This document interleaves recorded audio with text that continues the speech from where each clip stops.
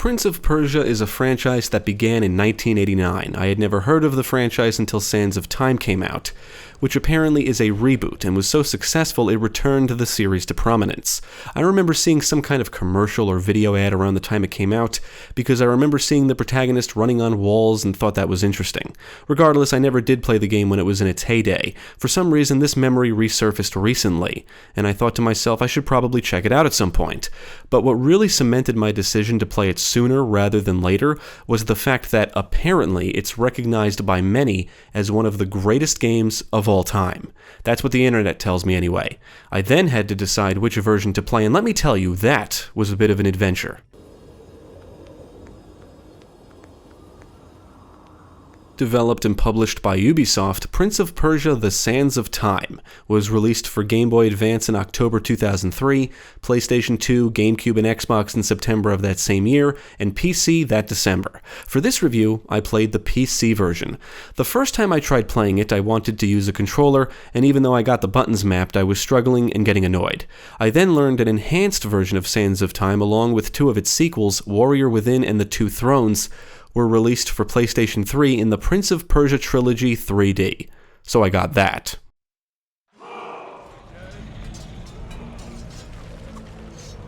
Yeah, so I played the PS3 version for about 10 minutes, and I don't think I've ever heard such terrible audio mixing in a game before.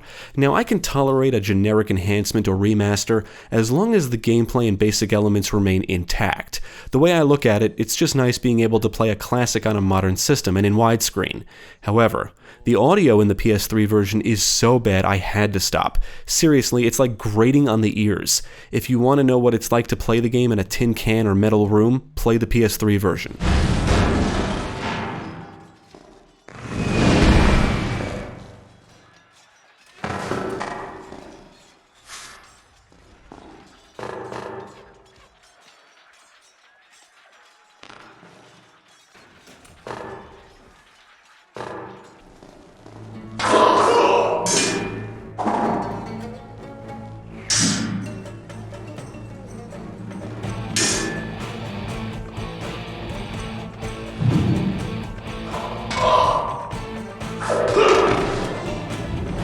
What you just heard was not edited in any way. Yeah, it's really bad. Not only that, but the dialogue volume is way too low on the default settings, and from what I understand, the music is somehow fucked up, but I don't think I got far enough to notice. After failing to find a solution, I decided to move on to the Xbox version.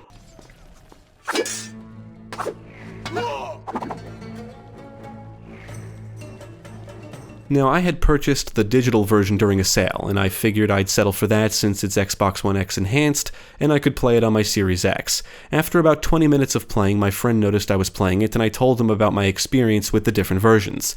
And he did a little research and conveyed to me that, according to the internet, the PC version seems like the best version to play. That really wasn't news to me. I was just looking for an easy way to play the game with a controller and with the right button prompts.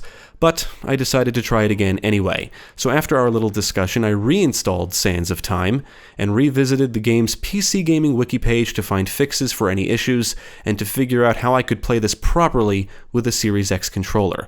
It should be noted that the PC version does not feature any of the extras included in the console versions, like the making of video and the first two Prince of Persia games which need to be unlocked.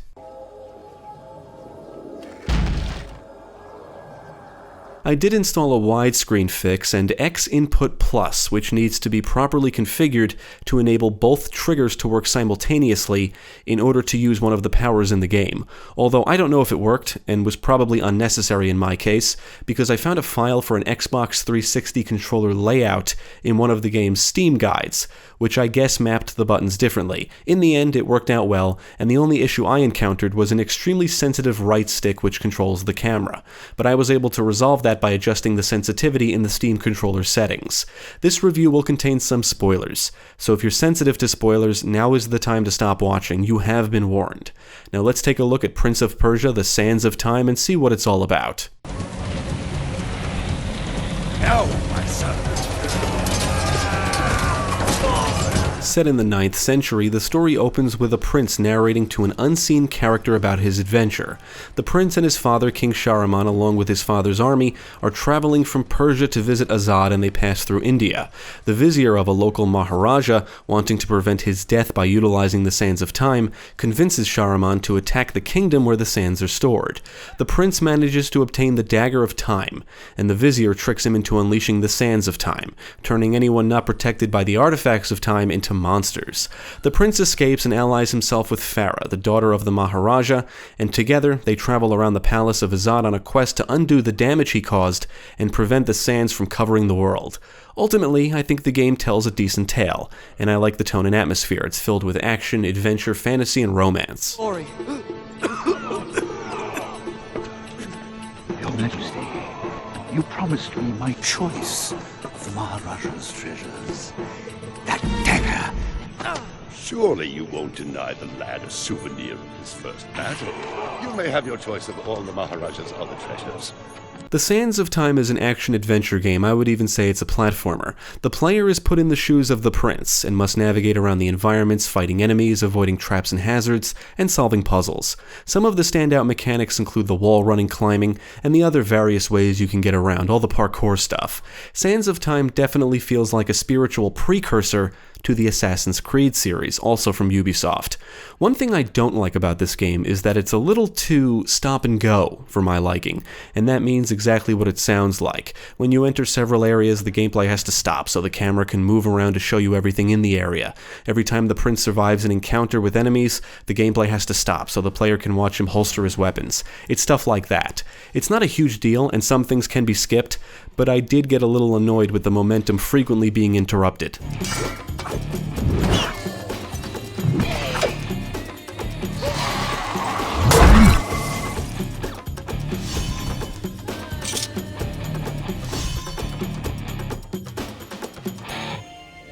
The prince uses a sword as his primary weapon and the Dagger of Time as his secondary weapon. He can strike at enemies, block, counter, dodge, and jump off walls. After acquiring the dagger, you gain access to sand powers, which will consume sand and power tanks. The sand powers are the more unique and interesting aspects of the gameplay. You can slow down time, stab enemies with the dagger so they are frozen in time for a brief period, and one of the cooler and most useful powers lets you rewind time to undo recent actions, which can be a very helpful mechanic if you make a mistake or die. Then there's the power of haste, which freezes every enemy near the prince, allowing him to kill them easily and instantly move from one to another. Enemies or sand creatures are killed by using the dagger to retrieve their sand, or you can, what I guess is, obliterate them with certain moves. Retrieves do refill your sand and power tanks, and after performing a certain amount of retrieves, you gain extra tanks. Sand clouds can be found in the environments, and retrieving sand from them will instantly fill all your tanks. I would say there's two primary challenges to overcome in Sands of Time: the puzzles and encounters. This is a linear game, and the gameplay loop is pretty simple. Move to an area, solve a puzzle, fight some enemies, rinse, and repeat. That's the basic loop for the whole game. Getting lost should not be a problem, and I cannot say there were too many puzzles that left me scratching my head. You typically have to solve a puzzle to gain access to the next area. The encounters get more challenging as the game progresses. Enemies usually appear in numbers and will keep spawning in until they're all defeated. The game will throw some basic foes at you in the beginning that can be killed fairly easily once you have the mechanics down. Later on, you'll face tougher enemies that can block your dodge jumps and have sweeping and powerful attacks that will knock the prince on his ass, and enemies can gang up on you if you're not careful. Studying enemy attacks can be helpful, as is knowing when to block, dodge, rebound off walls, and strike, and the sand powers can prove to be quite useful for dealing with the odds.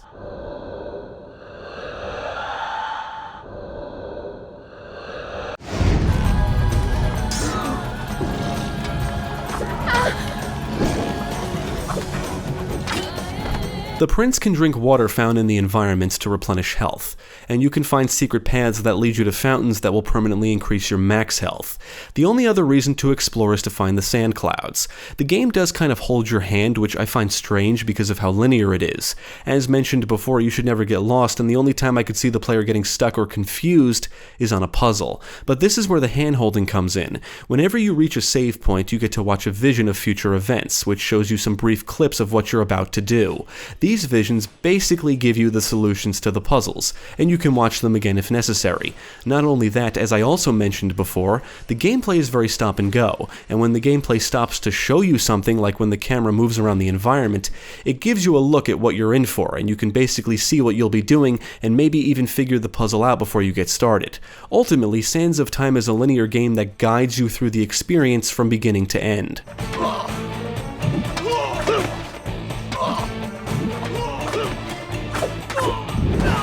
Another thing I think is odd is the different swords in the game. Now check this out. The prince will get his hands on 4 different swords. The one he starts with is the basic sword, I guess. Eventually he acquires the Sword of the Mighty Warrior, which lets him break cracked walls with a few hits.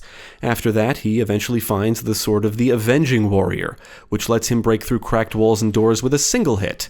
Finally, he acquires the Sword of the Enlightened Warrior, which lets him destroy sand creatures with a single strike. Now, I find most of these swords unnecessary. The game is linear, so it's not like you have to work or go out of your way to find them, nor do you have to go out of your way to find cracked walls and doors. They are all found along the linear path you must travel, so it would be hard to miss them. Now, it's not like you'll come across a cracked wall and say to yourself, I guess I have to come back later when I can break this. There is no coming back later. The swords are primarily used to fight enemies, and other than the final sword, they all function the same and make no real difference in the grand scheme of things. Other than the final sword, they don't feel more powerful, at least not from what I could tell. And for some reason, breaking through walls requires a specific sword, and another can simply break them more easily. In the end, most of the swords feel arbitrary for how the game is designed. Maybe if it was designed in a Metroidvania style, could I see the swords being more useful. But even then, there would need to be a little more to the system. You know, the concept of finding new and more powerful weapons and items to gain access to new areas. The environments would need to be more open-ended for that kind of thing to work, or at least work well.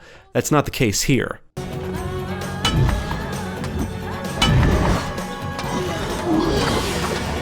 You need the swords to continue the game, and there's no chance you'll miss them. There's no branching paths or many secret areas, or more powerful gear to find or anything like that. Health upgrades and the sand clouds are the only reasons to explore, and they're not really hard to find. You move to a new area because that's where you have to go. That's how you progress. So forcing new weapons upon the player, which only serve the purpose of simply letting them continue to progress through the linear environments, seems like a strange design choice. It's not really bad or good, just strange. If the idea of the swords is to make the player feel more powerful, I cannot say that is conveyed very well at all. The final sword definitely, but the others not so much.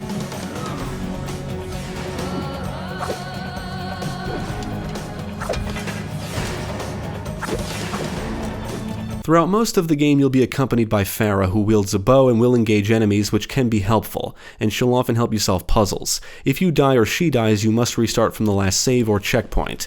Other than solving puzzles and the enemy encounters, you will have to avoid various dangers and hazards like spikes, blades, and falling to your death, among some other things. At one point, you lose the dagger, and the challenge becomes navigating around the dangerous environments without the ability to rewind time.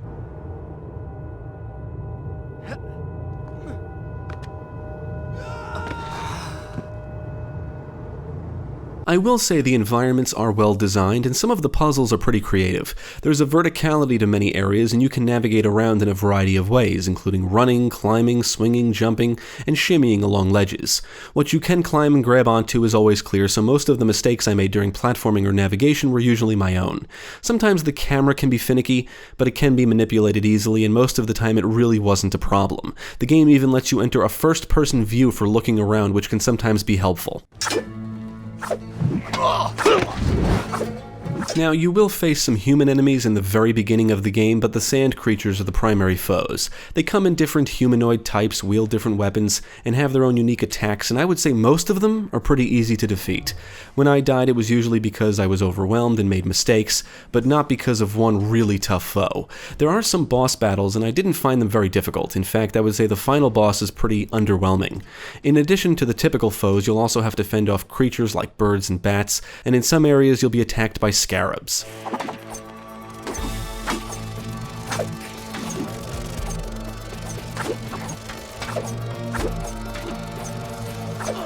I really like the visual presentation of Sands of Time, even though I wish it was a bit more colorful. It kind of has a cartoony art style, and the character animations look really good. They're smooth and fluid and add to the cartoony feel in a way.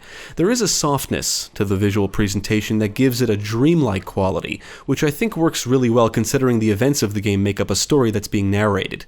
As for the audio, the sound effects get the job done, but the music is wonderful and perfectly fits the theme of the game, a lot of Indian and Middle Eastern influenced tunes and melodies. On the technical side, I'm happy to say I encountered no major issues, but I'm quite certain that's because I consulted the game's PC Gaming Wiki page and applied some fixes before playing. It should be noted that the PC version can contain an extreme amount of fog, making it impossible to see what's happening. There is a fix for it, and apparently it's already fixed in the GOG version.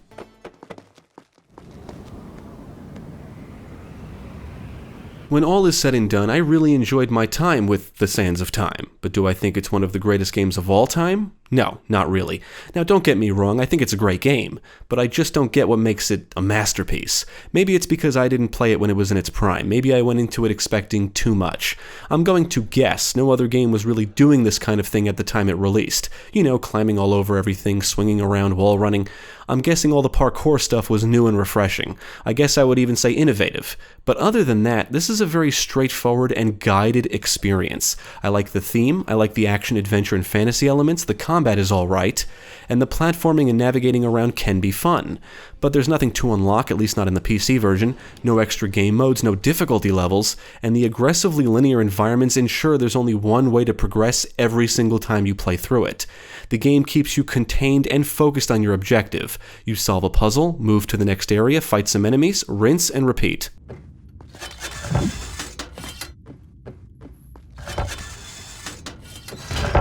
Personally, I don't see a lot of replay value here. Once you've beaten the game, that's it.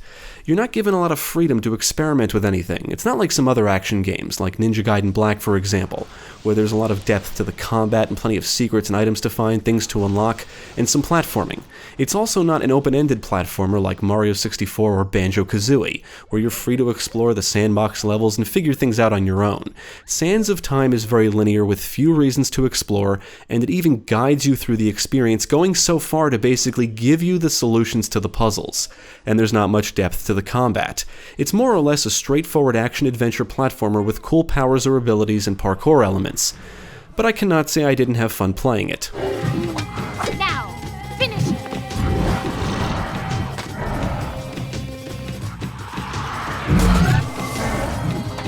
I would recommend The Sands of Time because it's a great game. There's not many negative things I can say about the gameplay. The mechanics work well and make for a fun time, and I cannot say it aged terribly because almost everything still works pretty well today. It all holds up.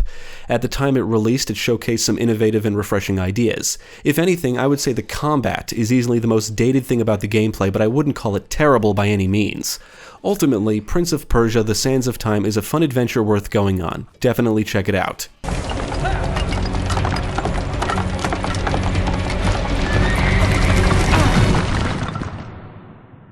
Thank you for watching. If you enjoyed this video, check out the rest of our channel, follow us at the links below, and you can also support us on Patreon. If you're interested in more gaming content, check out our friends over at Gamecast.